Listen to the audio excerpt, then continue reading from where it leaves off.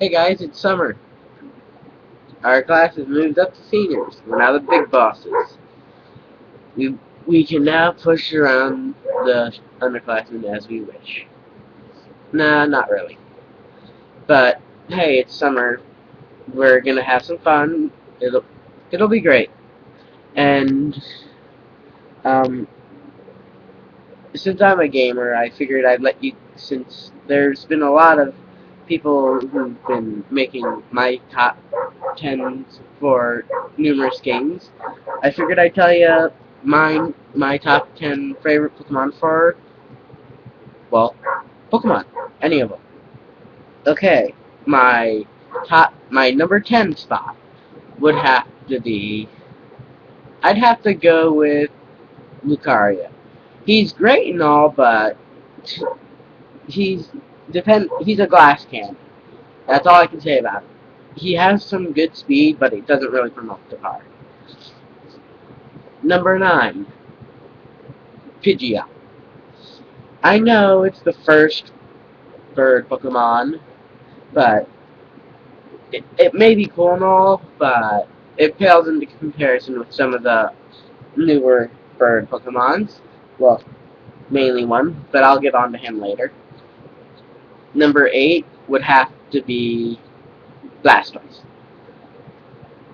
Blastoise, he was a great water starter for the first generation, but he has been completely outclassed by the third generation water starter, and he will be either in my top 3 or he'll be within my top 3.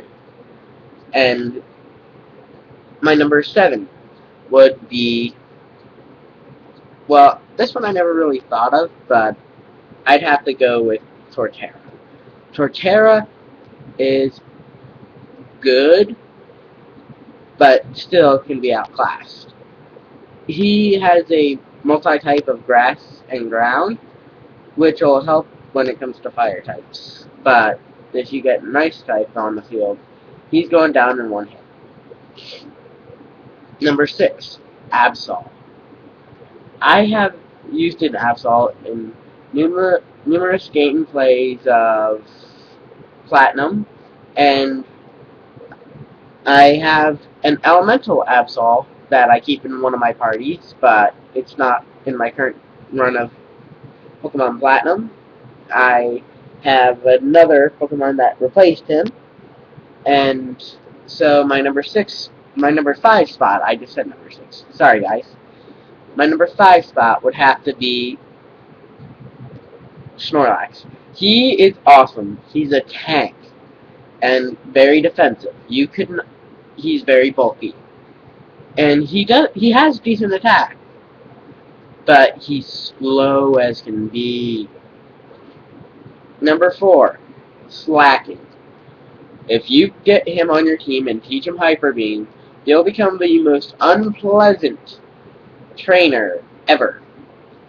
Because he automatically lives around for a turn, so you don't have to worry about recharge.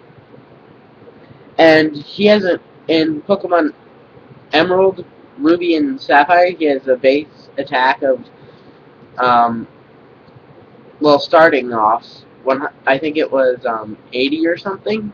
No, wait, no, it was way higher than that. I can't remember off the top of my head, sorry. And Hyper Beam back then was a normal type, which was considered a physical type attack. So he would get his attack bonus with the 120 attack, and he didn't have to worry about waiting. Number 3 would be Albatross. He's an electric type. He cannot be touched by the only move that would affect him. He cannot be touched by any ground moves. He has the ability to levitate. So that pretty much puts killing him out of the question. And number 2. This one's gonna be a bit weird, but I'm gonna have to go with Empoleon, because the combination of water and steel, it will put grass types at a little bit of a disadvantage. And my my top favorite, my number one, Swampert. The one that completely outclasses Blastoise. He cannot be touched by an electric type. So, Pikachu, Albatross, you're out of the question. But sadly, because of that, he's got a ×4 weakness against grass, which doesn't help any. But he is a great Pokemon to have on your team, especially in Platinum.